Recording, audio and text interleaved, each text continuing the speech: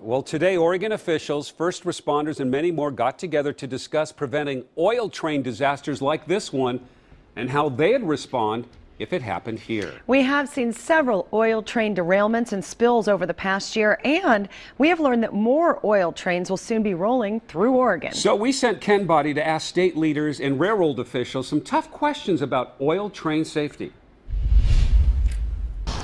Thousands of these oil cars run through the state of Oregon every year, and we're told that there will be a lot more of them coming through in the near future.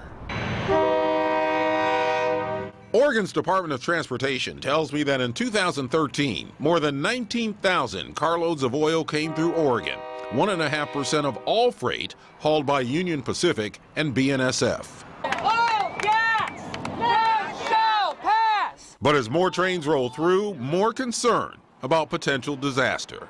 Our rural communities and our urban centers aren't ready to handle the type of disasters we've seen from these same crude oil trains across the North American continent. What are those things that we can do here in Oregon to improve train safety? One of the communities where oil trains pass through is Linton. It's where the governor's office pulled together agencies from the EPA to fire to emergency management in a major briefing about plans to prevent disasters and respond to them if they happen. There is an increased concern, and we understand that and respect that. And we want people's opinions on what else everybody should do. ODOT told me they've increased their inspections on oil trains, and they also monitor speeds.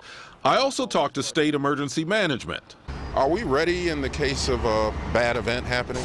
Well, I think it's important to show that Oregon is making an effort to get prepared for any sort of disaster that may strike our state. Much of the increased oil traffic comes from the oil boom in North Dakota, where a process called fracking extracts oil from the ground.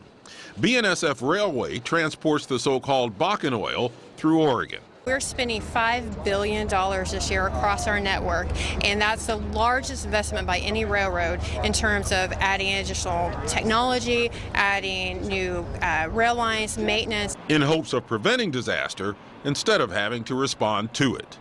Ken Boddy, KOIN 6 News.